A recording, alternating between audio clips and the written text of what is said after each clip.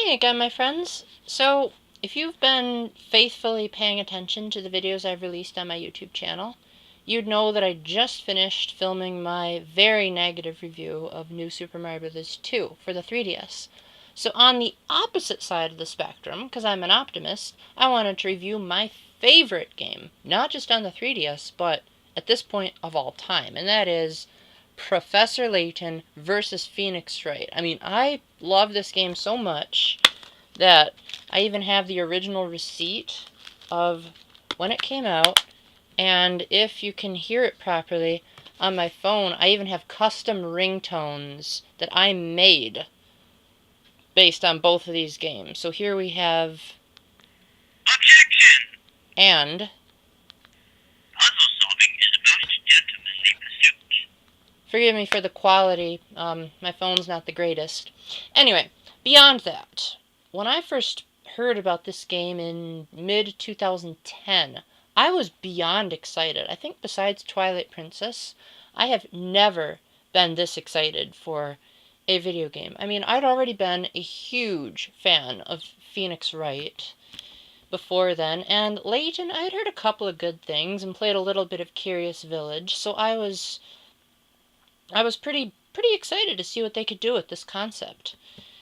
So, and I ended up being even more impressed when they released the first trailer and Layton is interrogating this girl, and then all of a sudden Phoenix just points his finger and says, EA! Because, they didn't have English subtitles back then, so they couldn't say objection.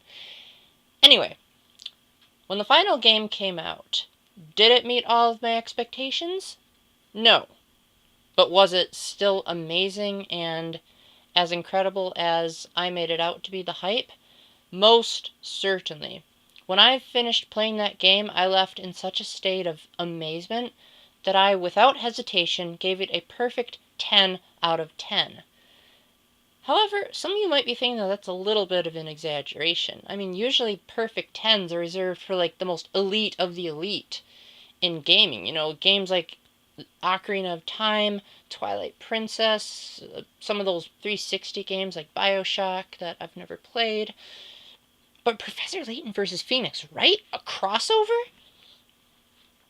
That's why I'm going to be reviewing this from an unbiased lens and try my best to review it to you guys and see if you will see it the same way that I will. So first off, let me explain the premise, because there's quite a lot of people that I tell this game about to, and they've never heard of Phoenix Wright or Professor Layton. They didn't even know that they had their own separate video game series way before this game.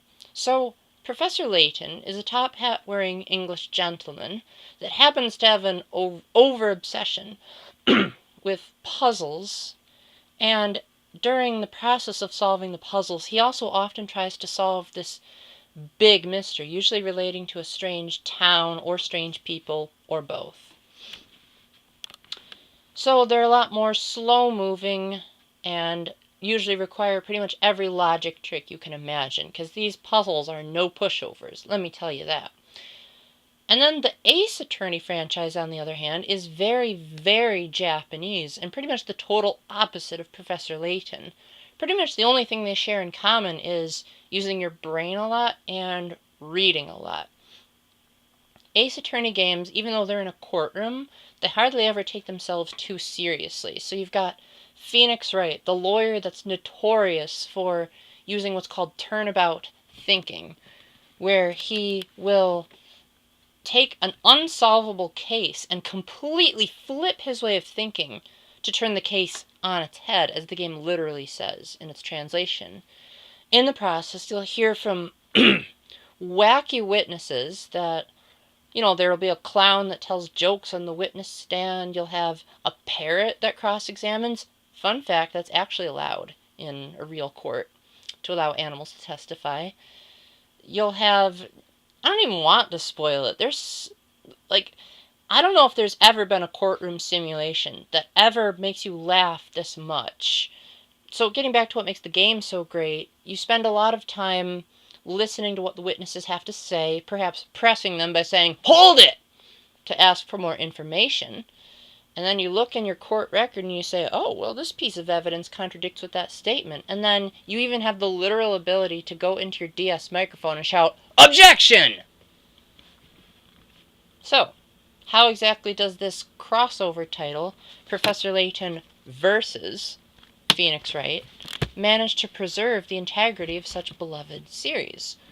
Well, the cool thing is, I don't really need to explain much more about the game because it's exactly that, a faithful crossover. Perhaps the most faithful crossover to date. Because it does such an amazing job of preserving what worked in the original games and making a few minor improvements here and there, but not drastically altering the formula too much. You may have noticed that's a pattern with games that I like. For instance, Twilight Princess was basically a better version of Ocarina of Time. Stuff like that. So, what exactly is different in this game? Like, why is it so good that you're giving it a perfect 10, better than even their own mainstream games? One is the setting. The setting really makes all the difference because it takes place within this almost too good to be true town called Labyrinthia. And when I say that, I don't mean that it's a perfect town, because it takes place within the medieval period where you have like bards singing on the streets. You've got knights fully clad in armor that carry swords to protect the townspeople from do-wrongers or whatever you call them. But what's especially striking about this town is that it seems like magic is the norm here. And that's where Phoenix Wright comes in, because Layton, he's intrigued because he gets to solve the secret of how is it that this medieval town can exist seemingly inside a book, and how exactly is it that magic can exist, because magic can't exist. Layton's a man of logic, so to him that just doesn't make sense. Phoenix comes in when you introduce the Witch's Court, where normally Phoenix has to defend his clients from false accusations, but this time he's defending girls accused of witchcraft, and the guilty party gets thrown into a pit of fire. So Phoenix's scared face when he first steps into the courtroom is well justified, because the stakes are a lot higher, and as you might have guessed, this game is a lot darker. Like, there are some seriously terrifying moments in the storyline. Compared to most video games rated T, they're probably a little tame, but if you're used to either series, it'll seem like such a punch in the gut in comparison. Like, there are, seriously, really, really just heart-wrenching things that happen. So, okay, you might be wondering, how does this work as a crossover? It basically switches between the two styles of gameplay depending on what's going on in the story. So rather than having multiple episodes like the Ace Attorney does, it's pretty much just one smooth ride divided into chapters. So during the Layton sections, you'll move around almost identical to the interface of Layton's 3DS titles. You move the magnifying glass around on the touch screen by sliding, on the top screen by sliding your stylus on the bottom screen, and the stereoscopic 3D used here is magnificent. It really truly feels like the magnifying glass is looking deeper into the screen when you're looking at an object further away in the background. In the process, you'll talk to the characters of the town, gather information, you might examine something that looks suspicious. If the magnifying glass glows, you can tap the touch screen to find a hint coin, which can give you a few tips for solving any difficult puzzles. Oh, and yes, like any Layton game, there's a lot of puzzles. But unlike Layton's mainstream titles, there aren't as many puzzles this time around, which may seem like a major complaint to longtime Layton fans, but I personally found it quite refreshing, because it's like every 2 minutes they'd throw a puzzle at you in the mainstream Laytons, and that kind of gave me a headache after a while. But also, the puzzles most of the time work really well in context, because some of Layton's games, they would throw puzzles at you that had absolutely nothing to do with what was actually going on. Whereas in this game, about 90% of the puzzles, make sense in context. So for instance, there's a scene where Layton needs to create a bridge to cross a river. So you move around in a boat and try to knock over logs to create a proper bridge. Or Layton might be trying to escape from some guards. So you'll move Layton, trying to get out of the range of the guards' searchlights. Or there might be a character that says, I wonder which suit of armor you have to buy. So there'll be a puzzle involving, differentiating between different types of armor. Stuff like that. Also, the game makes much better usage of the 3DS's better animation quality. Whereas in Miracle Mask, one of my biggest complaints was that there was just this boring still image on the top screen, and the touch screen was the only avenue. You'll see like actual 3D animations on the top screen, and in some puzzles you'll actually have to focus on both screens to really, really get the most out of it, because there's a lot more puzzles than usual that involve moving around in your environment. Stuff like that. Generally speaking, the puzzles are a lot easier than what you'd typically find in a Layton game. This is by far the easiest Layton game, and considering that you get way too many hint coins, you're pretty much never going to get stuck. I mean, if you seriously want a challenge, the optional puzzles will certainly give that to you, but the puzzles required to beat the game, most of them shouldn't be too hard of a head scratcher. But they're also not total cakewalks either. You'll definitely still need to do a lot of thinking, and you'll definitely still feel that sense of satisfaction when you beat them, especially when Layton does his animation when he beats it, which is kind of cute. Also, I liked the puzzle sections better than I did in Layton's 3DS titles because of subtle yet awesome improvements. So for instance, you could move the magnifying glass with the circle pad instead of the stylus if you wanted to. Also, the magnifying glass sparkles when you're near a hint coin. In previous games, you'd kind of have to guess where the hint coins were. Also, in terms of moving from one place to another, because Layton games tend to have you wandering around a huge town, in this game, when you open up your map, you have all of the locations Layton can currently access, and you just tap it, and you'll go there instantly, rather than walking from place to place to place, which got so annoying in Miracle Mask. And also, the puzzles just, I don't know how to describe it without making this video too long, but they just flow smoother, control better, and the hints actually have pictures with the hints to make it easier to follow along. And also, not to mention, the hints are more helpful to go even further. And the only thing that really could use a bit of work from the Layton side of things is that the puzzles that require you to move blocks and rotate objects still occasionally have finicky touch controls, but other than that, the puzzles control really smoothly, and the game does a magnificent job of explaining what you have to do the puzzle. Now, let's move on to the courtroom. So, once you get into the courtroom, things take a dramatic turn in a totally different direction. So, again, there's not really much new here that I haven't already explained in my Phoenix Wright introduction. So if you were sleeping through that, rewind this video. But what has changed is, like I said, the stakes, of course. It's much more intense. Pretty much all of the music in the Witch's Court is different, whereas most of the Layton tunes are just remakes of his old tunes with vastly improved instrumental quality. The Ace Attorney sections have fully orchestrated live performance songs that are just intense, powerful, the kind of stuff you'd see in a battle scene in Star Wars. Like, that's how just absolutely intense and bouncing off the wall you are between Phoenix's argument and then the prosecution swings a sword at you and then Phoenix goes, "Yeah, you've got a point," when you manage to find a contradiction and then the prosecution shoots it down.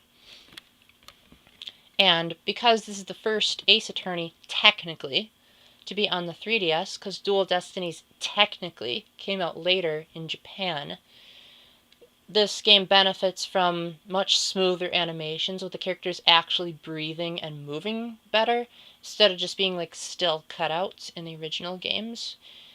Also, there are better cinematic angles, like when Phoenix makes his first objection, the camera pans around a lot. when someone has an objection from the gallery, the camera actually can zoom in on them, and stuff like that. Little touches make the game much more easier on the eyes, and in all brutal honesty, this is definitely one of the best looking 3DS titles I have seen. It's not a graphical knockout, but by 3DS standards, it's pretty hard to get better than this, if you can look past the very, very different art directions between Layton and Phoenix. It's almost laughable when they first stand up next to each other. So, the courtroom, unlike Layton, where it just had minor tweaks, the courtroom actually has a couple of noticeable changes that may turn off some fans depending on your preference. So, for instance, the witch's court allows for multiple witnesses on the witness stand at once, which brings its own set of pros and cons. On the plus side, it speeds up the trials significantly, because mainstream Ace Attorney games, most of the trials often took place over several, game days, whereas all the trials are done within one day in this game, and you don't have nearly as many boring testimonies. And as a result, the testimonies feel more varied, because instead of just having one person rattle away over and over again on the witness stand, like the first testimony will be from this character, then this character will talk, then this character will talk, etc. Pretty early on, you learn a new technique known as questioning, along with the new voice command, "Hang on!" where one witness might testify and the other witness will be like, I say. And then you can shift the magnifying glass over to that witness and ask, oh, did you have something to say here? And while that's a cool way of progressing rather than the usual pointing out evidence and pressing, it can also be irksome to people that aren't used to such text-heavy games as this, because some questioning routes are just dead ends. And the ones that are the most important are basically a matter of your own discernment. So unlike the Layton series, you might have to repeat a lot of dialogue you've already read through. And unlike the mainstream Ace Attorney games, this one doesn't have a hold down the touchscreen to make the dialogue go faster button. So it may seem like a drag at times, but overall, like the Layton sections, this is also definitely one of the easier Ace Attorney games. The contradictions are a lot easier to spot, albeit a very different style, because since you're in a medieval period, you can't use stuff like fingerprints and photographs as evidence. You have to rely on the laws of witchcraft. So, for instance, finding an inconsistency in a drawing of the crime scene, for instance. And that brings me to the other major change in the courtroom, and that is the Grand Grimoire, which is this huge tome that Phoenix acquires during his first witch trial that contains all of the rules of magic within Labyrinthia. And so a lot of times you'll have to shuffle between your evidence and what's written in the book and point out inconsistencies within magic. So you might say, well, according to the Grand Grimoire, your testimony is faulty because your laws of magic don't allow for this. So it allows for a very different kind of courtroom experience.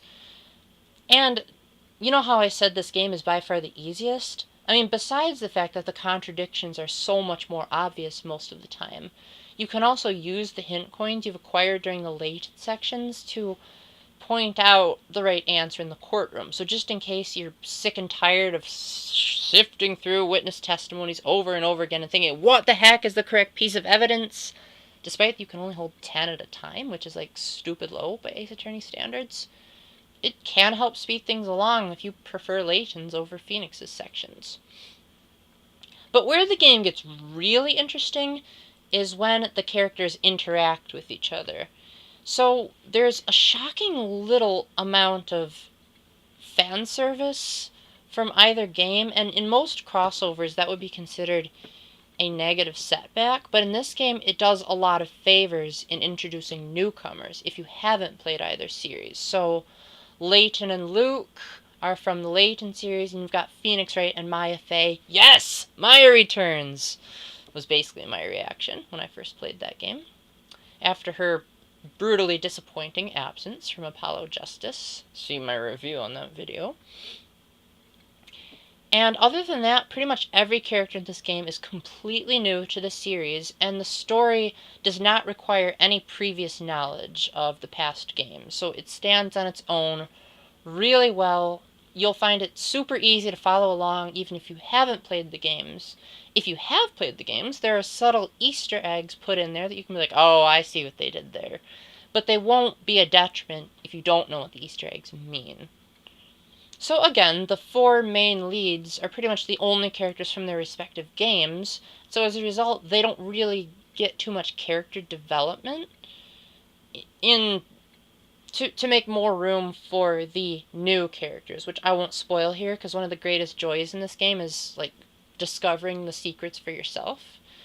But suffice to say, there are a lot of really cool instances where the four characters get to mix and match with each other so that you can find out, like, how would Maya and Luke act if they were to, be each other's respective assistants? Or, like, do you think Layton can handle Maya's over-the-top enthusiasm? Situations like that are always so much fun. The dialogue never feels forced. And the best part of all comes when the two get to have a chance to try out the other person's role. So while you're never totally yanked from one to another, like Phoenix is very much a defense attorney, Layton is very much a puzzle solver throughout. But every now and then, they get these brief moments where they get to try out the other person's shoes. So, for instance, it's kind of amusing when Phoenix solves a puzzle and he makes courtroom-based jokes. Like, he'll say, "No further objections!" And when Layton is in the courtroom, he'll say stuff like, "Objection!" And instead of Phoenix says, "Take that!" he'll say, "Have a look." Because he's an English gentleman. He's not supposed to raise his voice that much. So, seeing Layton and Phoenix in the courtroom is a lot of fun. Seeing Layton and Phoenix investigating around town is a lot of fun. Even if crime scene investigations, Ace Attorney fans may be disappointed to know that they're done Layton style, and that also means no psych locks, which I was not complaining about in the slightest, because I always hated those things, but diehard Ace Attorney fans might be a bit disappointed by that. But you've got enough Layton puzzles to make up for it, right? So you're probably wondering, okay, where does the versus come in this game? So I'm actually not going to elaborate on the versus at all, because like I said, the joy of this game comes from discovering for yourself, rather than just Googling every little secret. I was pleased to know that none of the cinematics in the original trailer made it into the finished games. It was pretty much a surprise ride the whole time. I will say this, though. There is a point where Phoenix and Layton have opposing views, and there is a showdown of sorts. It may not have been as grand as one might have hoped if they saw the original trailer, but it still does a good job. It still does a good job if you take it from a story context, and if you take it from trying to please both audiences at the same time, and not overwhelming one or the other. And that's all I'm going to say, because you really ought to discover it for yourself and just be amazed. So, little minor details that make this game amazing. This game has really good graphics, incredible live music, including a few fully orchestrated tracks. The game has some surprisingly good undertones of Christianity, which I'll probably get around to in another video. The dialogue is amazing, and there's some really funny jokes to be had here. The game is very newbie-friendly, so if you haven't played either series, this is probably a good place to start. And the game also doesn't butcher either franchise, which is especially helpful. Phoenix is back in his blue suit, spiky hair, and his yarg! Almost no preparation, rather than his super serious version in Apollo Justice. And Layton acts like he does in his original trilogy. So the game doesn't try to reinvent either series, rather it perfects what worked, took out what didn't, and improved on that which could be improved upon. And in that respect, it totally earns a perfect 10, in my opinion, especially for the amazing, if not a little slightly far-fetched, storyline. You guys might consider it more of a 9 or 9.5, because maybe my fanboyism is making me a bit biased, but anyway, definitely check this game out. Even if you don't have a 3DS, find a way to check this out. That's what my friend Jessica did. And thank you very much for listening to me ramble on for way longer than I usually do. And until my next video, keep the faith, stay epic, and God bless.